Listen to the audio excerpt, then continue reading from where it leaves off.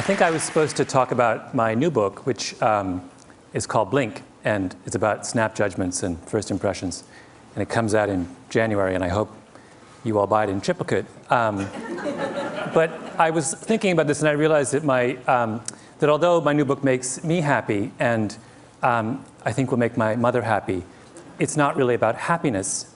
So I decided instead I would talk about someone who I think has done as much to make Americans happy as perhaps anyone over the last 20 years. A man who is a great personal hero of mine, someone by the name of Howard Moskowitz, who is most famous for reinventing spaghetti sauce. Howard's about this high, and he's round, and he's in his 60s, and he has big, huge glasses and thinning gray hair, and he has a kind of wonderful exuberance and vitality, and he has a parrot, and he loves the opera, and he's a great aficionado of medieval history. And he, by profession, he's a psychophysicist. Now, I should tell you that I have no idea what psychophysics is, although at some point in my life, I dated a girl for 2 years who was getting her doctorate in psychophysics, which should tell you something about that relationship. But Howard, as far as I know, psychophysics is about measuring things. And Howard is very interested in measuring things. And he graduated with his doctorate from Harvard, and he set up a little consulting shop in White Plains, New York. And one of his first clients was, this is many years ago, back in the early 70s, one of his first clients was Pepsi. And Pepsi came to Howard and they said, you know, there's this new thing called aspartame, and we would like to make Diet Pepsi. And we'd like you to figure out how much aspartame we should put in each can of Diet Pepsi in order to have the perfect drink. Right? Now that sounds like an incredibly straightforward question to answer. And that's what Howard thought. Because Pepsi told him, look, we're working with a band between 8 and 12%. Anything below 8% sweetness is not sweet enough. Anything above 12% sweetness is too sweet. We want to know what's the sweet spot between 8 and 12. Now, if I gave you this problem to do, you would all say, it's very simple. What we do is you make up a big experimental batch of Pepsi at every degree of sweetness, 8%, 8.1, 8.2, 8.3, all the way up to 12. And we try this out with thousands of people, and we plot the results on a curve, and we take the most popular concentration, right? Really simple. Howard does the experiment, and he gets the data back, and he plots it on a curve, and all of a sudden he realizes it's not a nice bell curve. In fact, the data doesn't make any sense. It's a mess. It's all over the place, right? Now, most people in that business, in the world of testing food and such, are not dismayed when the data comes back a mess. They think, well, you know, figuring out what people think about cola is not that easy. You know, maybe we made an error somewhere along the way. You know, let's just make an educated guess, and they simply point and they go for 10%, right in the middle. Howard is not so easily placated. Howard is a man of a certain degree of intellectual standards, and this was not good enough for him, and this question bedeviled him for years. And he would think it through and say, what was wrong? Why could we not make sense of this experiment with Diet Pepsi? And one day he was sitting in a diner in White Plains about to go, trying to dream up some work for Nescafe. And suddenly, like a bolt of lightning, the answer came to him. And that is that when they analyzed the Diet Pepsi data, they were asking the wrong question. They were looking for the perfect Pepsi, and they should have been looking for the perfect Pepsis. Trust me, this was an enormous revelation. This was one of the most brilliant breakthroughs in all of food science. And Howard immediately went on the road, and he would go to conferences around the country, and he would stand up and he would say, you have been looking for the perfect Pepsi. You're wrong. You should be looking for the perfect Pepsis. And people would look at him with a blank look, and they would say, what are you talking about? It's craziness. And they would say, you know, move, next. Try to get business, nobody would hire him. He was obsessed, though, and he talked about it and talked about it and talked about it. Howard loves the Yiddish expression, to a worm in horseradish, the world is horseradish. This was his horseradish. He was obsessed with it.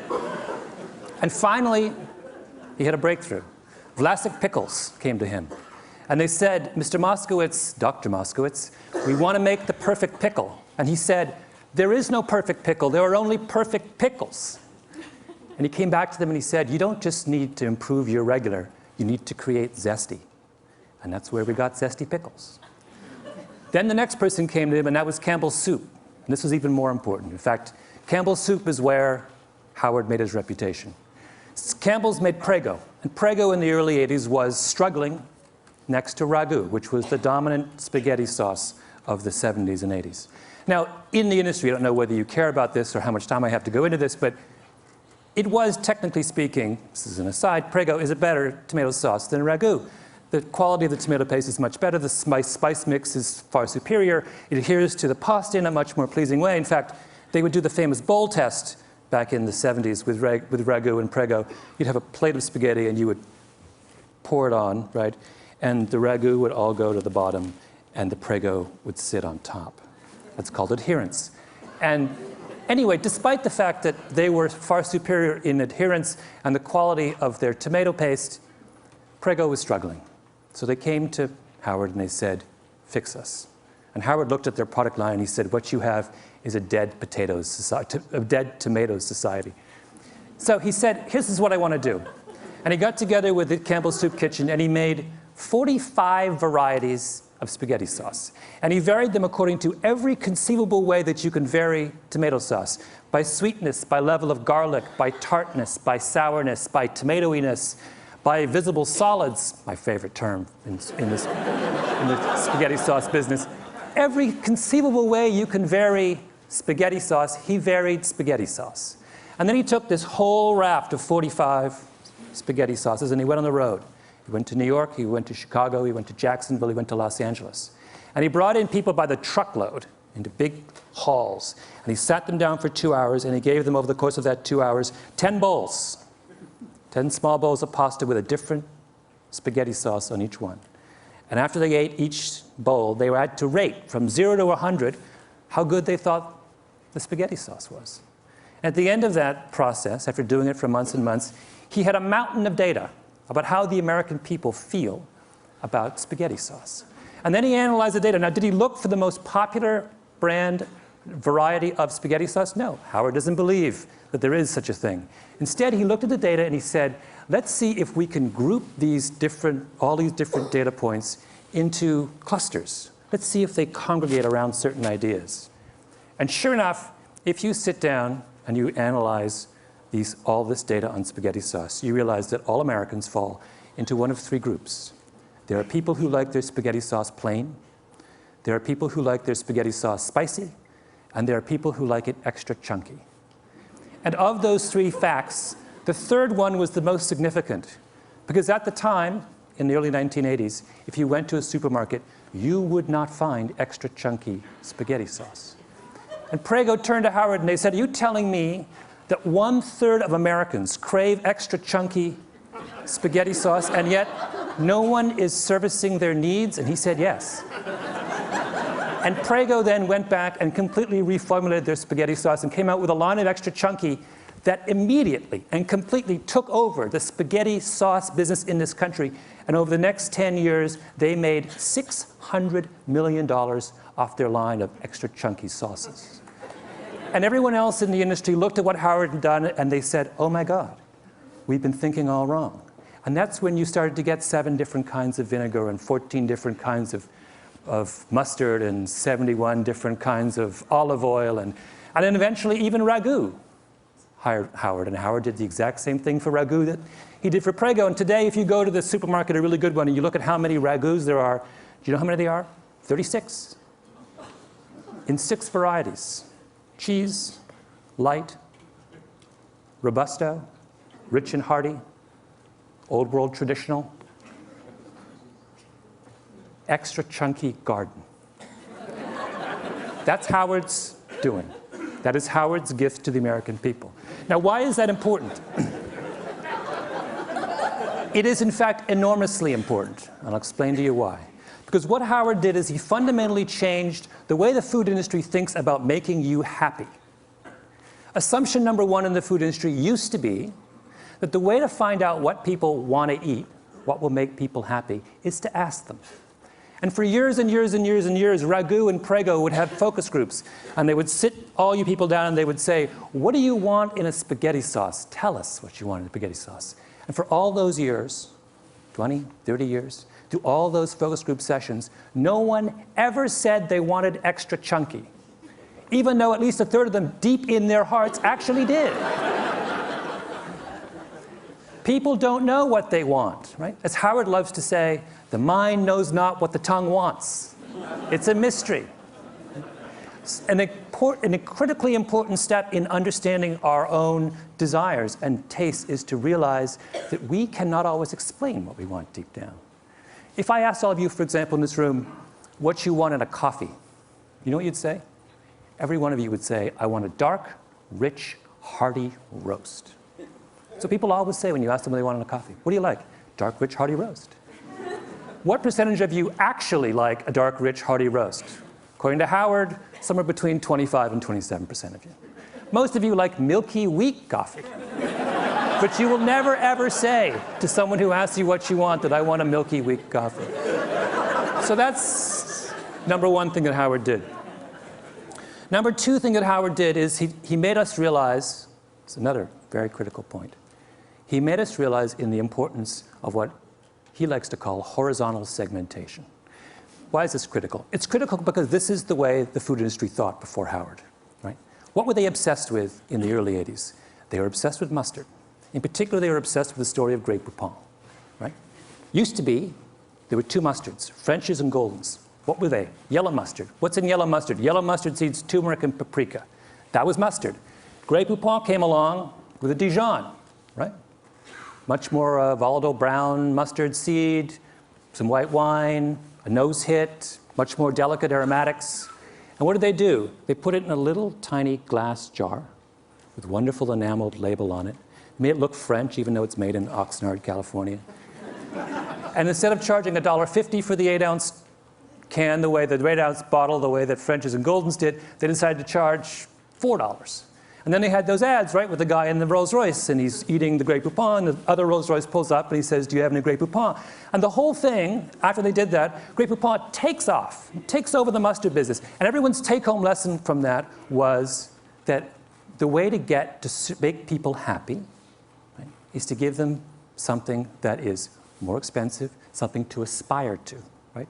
Is to make them turn their back on what they like, think they like now, and reach out for something higher up the mustard hierarchy. A better mustard, a more expensive mustard, a mustard of more sophistication and culture and meaning. And Howard looked at that and said, that's wrong. Mustard does not exist on a hierarchy. Mustard exists, just like tomato sauce, on a horizontal plane. There is no good mustard or bad mustard. There is no perfect mustard or imperfect mustard. There are only different kinds of mustards that suit different kinds of people. He fundamentally democratized the way we think about taste. And for that as well, we owe Howard Moskowitz a huge vote of thanks. Third thing that Howard did, and perhaps the most important, is Howard confronted the notion of the Platonic dish. What do I mean by that? For the longest time in the food industry, there was a sense that there was one way, a perfect way, to make a dish. You go to Chez Panisse, they give you the red tail sashimi with roasted pumpkin seeds in a something reduction. They don't give you 5 options on the reduction, right? They don't say, do you want the extra chunky reduction or do you want the... No, you just get the reduction. Why? Because the chef at Chez Panisse has a Platonic notion about red tail sashimi. This is the way it ought to be. And when that, and she serves it that way time and time again, and if you quarrel with her, she will say, you know what? You're wrong. This is the best way it ought to be in this restaurant. Now that same idea fueled the commercial food industry as well.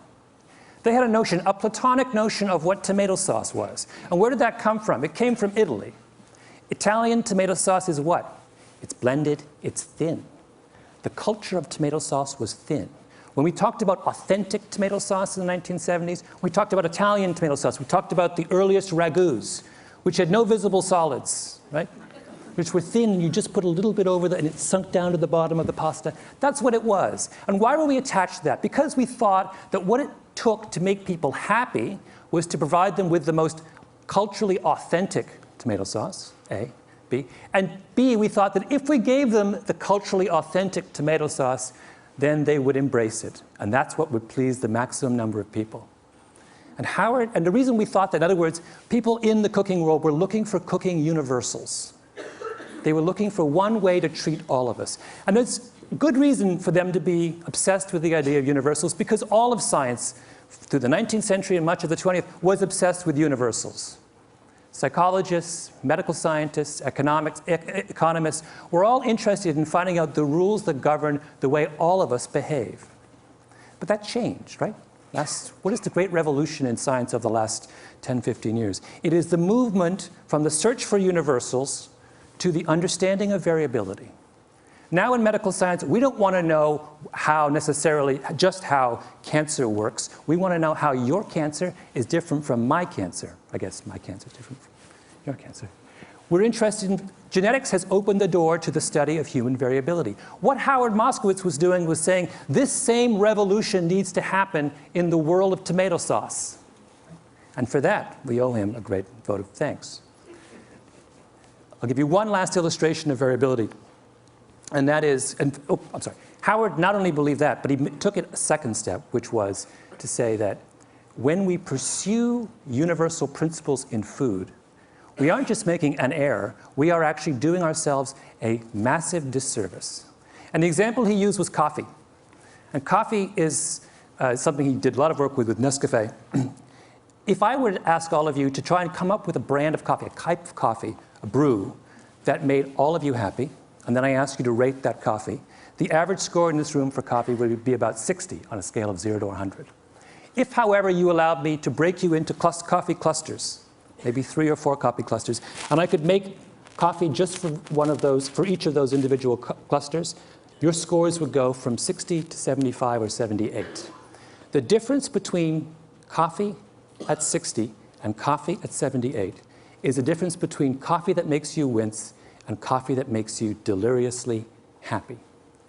That is the final, and I think most beautiful lesson of Howard Moskowitz, that in embracing the diversity of human beings, we will find a sure way to true happiness. Thank you.